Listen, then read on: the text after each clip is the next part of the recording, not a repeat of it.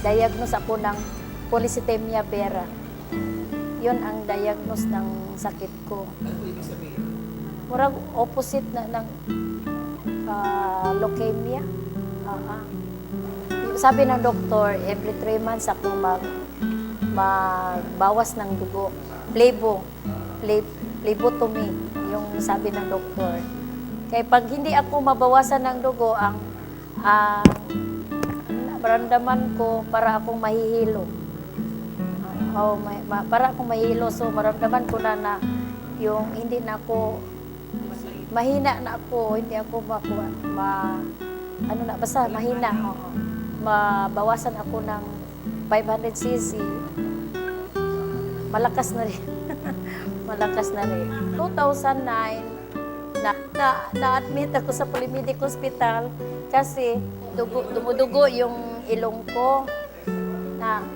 Nakita nila ng sa laboratory test ko, mataas yung mga CBC result ko. Yung hematocrit ko, yung platelet, yung yung hemoglobin, more than maximum, oo. So, gi-undergo ko ng biopsy ni Doktora Kiha. Yung sa bone marrow ko, nakuha sila ng test. At sa biopsy, nakita nila na may something silang nakita sa biopsy.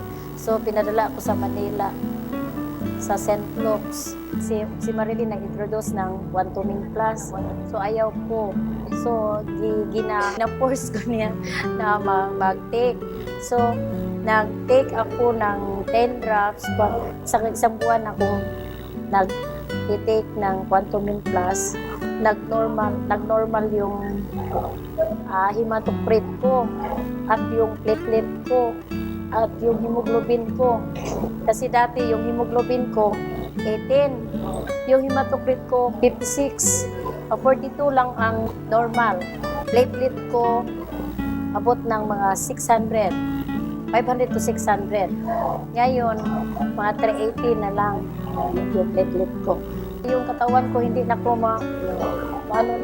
mahimatay, energetic na ako.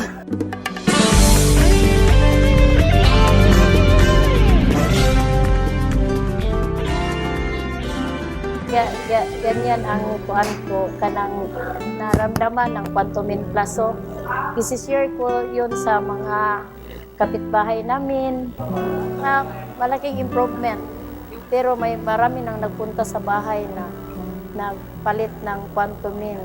Hindi na food supplement, gamot na talaga ang Quantuming Plus. May pag-asa pa pala ako. May pag-asa pa pala ako na may gamot pa pala akong asahan, ang Quantuming Plus.